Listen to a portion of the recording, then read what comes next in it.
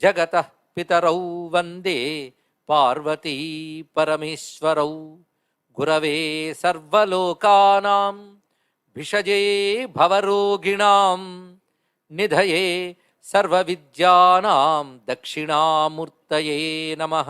నారాయణ సమారంభాం వ్యాసశంకరమధ్యమాం అస్మదాచార్యపర్యంతాం వందే గురుపరంపరాం. నారాయణం నమస్కృత్య నరం చైవ నరోత్తమం దేవీం సరస్వతీం వ్యాసం తతో జయముదీరయేత్. యజ్ఞేశ అచ్యుత గోవింద మాధవ అనంత కేశవ కృష్ణ విష్ణో హృషీకేశ వాసుదేవ నమోస్తుతే. నమో మహద్భ్యో ఋషిభ్యో గురుభ్యో నమః. త్రయస్త్రింశత్కోటిదేవతా సహిత గంగాన్నపూర్ణాంబికా విశాలాక్షి సమేత శ్రీ కాశీ విశ్వేశ్వర మహాజ్యోతిర్లింగాయ నమః.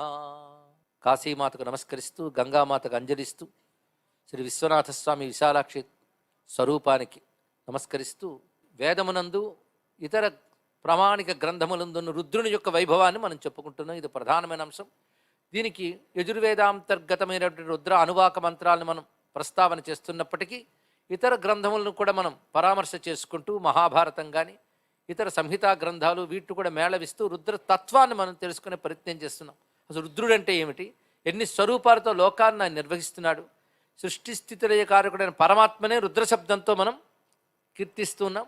అటువంటి రుద్రుడు వివిధ రూపాలతో అనుగ్రహిస్తున్న వైనం. ఏకరుద్ర అనేక రుద్రాహ. ఏకరుద్రుడు ఆయనే, అనేక రుద్రుడు ఆయనే. ఏకో రుద్ర అని శాస్త్రం చెప్తున్నది.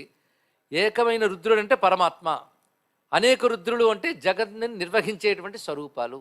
స్వామి యొక్క వివిధములైన శక్తులే అనేక రకాలుగా ఉన్నాయి. ఈ శక్తులు ఎలా ఉన్నాయంటే మూడు విధములుగా అని చెప్తున్నారు. త్రేధ, నిన్న మన అష్టధ, ఏకాదశధ గుర్తున్నది కదా. 8 విధాలుగా 11 విధాలుగా అన్నాం. త్రేధ 3 విధాలుగా అని కూడా శాస్త్రం చెప్తున్నది. అయితే రుద్రం గురించి ఎంత విస్తారమైన వాంగ్మయం ఉందో మనం ఆశ్చర్యపోతాం వెతికితే. కానీ రుద్రుడి గురించి చెప్పాలంటే అనంతం.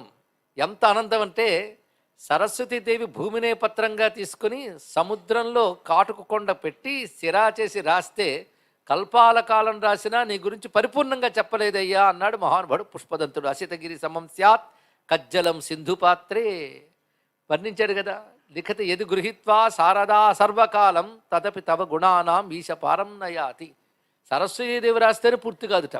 అలాంటిది రుద్ర మహిమ అనంతమైనటువంటిది. రుద్ర వాంగ్మయం చాలా విశేషంగా ఉన్నది. రుద్రం యొక్క 11 అనువాకాల యొక్క వైభవాన్ని వర్ణిస్తూ పురాణములయందు అనేక విషయములు ప్రస్తావన చేయబడ్డాయి. నిన్న మనం చెప్పుకున్న మహాభారతంలోనే ద్రోణ పర్వం, అశ్వమేధ పర్వం ప్రధానంగా చెప్తూ మిగిలిన అనేక పర్వాలు అనుశాసనిక పర్వంలో కూడా రుద్రవైభవం చెప్పబడింది. రుద్రవైభవం అన్న శివవైభవం అన్న ఒకటి.